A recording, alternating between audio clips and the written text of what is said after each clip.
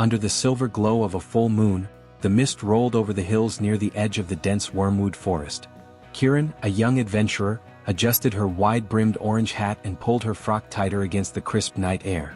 Her boots crunched softly on the gravel as she approached the ruins she'd heard about in an old traveler's tale, a place where the veil between reality and the mystical grew thin.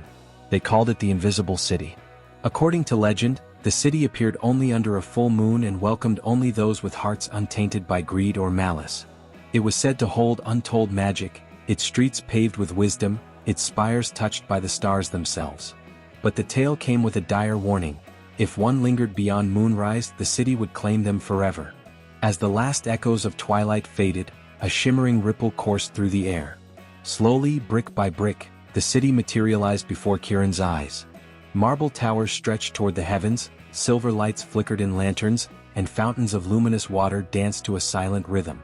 The air smelled of jasmine and ancient stone, and a sense of profound serenity enveloped her. Kieran stepped forward, her heart racing with both wonder and caution. Her fingers brushed against the city's gate, warm and smooth as though it pulsed with life. As she crossed the threshold, the world transformed. Every surface glimmered faintly, and the sound of distant, melodic chimes echoed around her. Inside, the streets were alive, though not with people. Creatures of pure light glided through the air, leaving trails of glowing dust. Trees with silver leaves whispered secrets to the wind. Kieran spotted a towering library, its doors carved with celestial runes, and her curiosity got the better of her. The books were alive. As she opened one, its pages unfolded like wings, painting vivid images of the past, a tale of an ancient civilization that harnessed the moon's power to create the city. They had lived in harmony, their magic pure, until they grew too ambitious.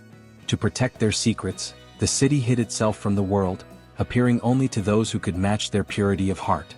Kieran marveled at the magic but couldn't shake the warning she'd heard. How long had she been here?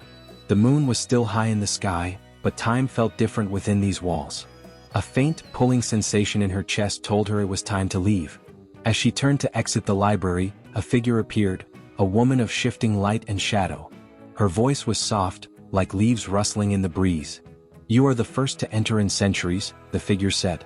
"Few possess the purity to find us, and fewer still the wisdom to leave before it is too late."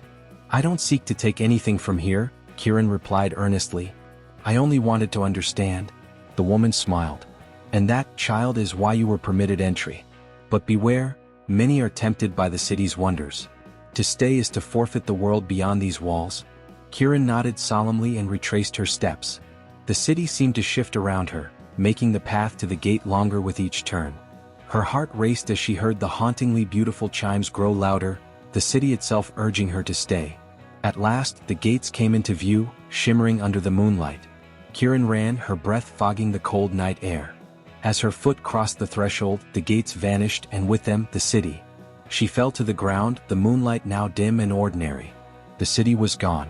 Kieran sat there for a moment, catching her breath. Her heart was heavy with the loss of its beauty but lighter knowing she had resisted the pull. In her hand she found a single silver leaf, a parting gift perhaps, or a reminder of what she had left behind.